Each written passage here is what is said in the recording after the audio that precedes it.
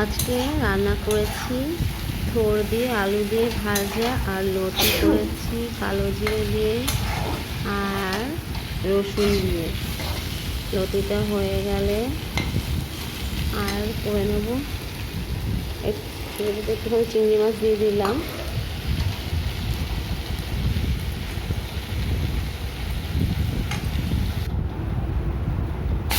আর করে নিলাম একটু টক ডাল সর্ষে ফোড়ন দিয়ে।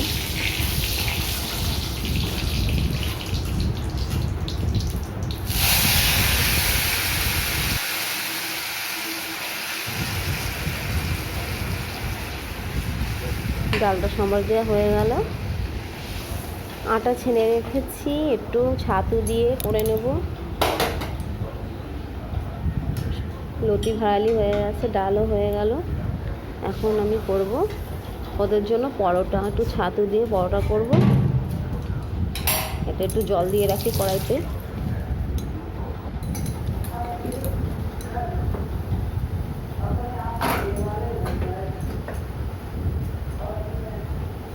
সকাল সকাল সব হয়ে যায়, স্কুলের দিন একটু ইয়েই হয়। একবারে অনেক কটা রুটি করে নেবো, নইলে পারি না করতে, পুড়ে যায় কড়াই, তাই দু তিনটে একবারে করে নিচ্ছি। ব্যাস হয়ে গেছে।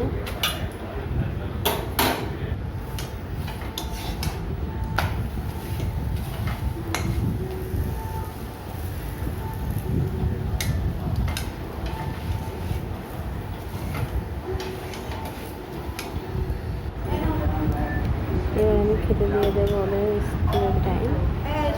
ভাত আর ডাল দিয়ে দিলাম, আর একটু থোড় ভাজা, যা দিয়ে খাবে খাবে, মেয়ে তো কচুরলতি খাবে না। বাবুকে দিয়ে দিচ্ছি। এরপর দিয়ে আমি টিফিনটা ওদের স্কুলের টিফিনটা গুছিয়ে নেবো, খেতে দিয়ে খাবে। ওদের বোতলে জল ভরে দেবো। স্কুলে যাওয়া হয়ে গেলে আমি খেয়ে নেব।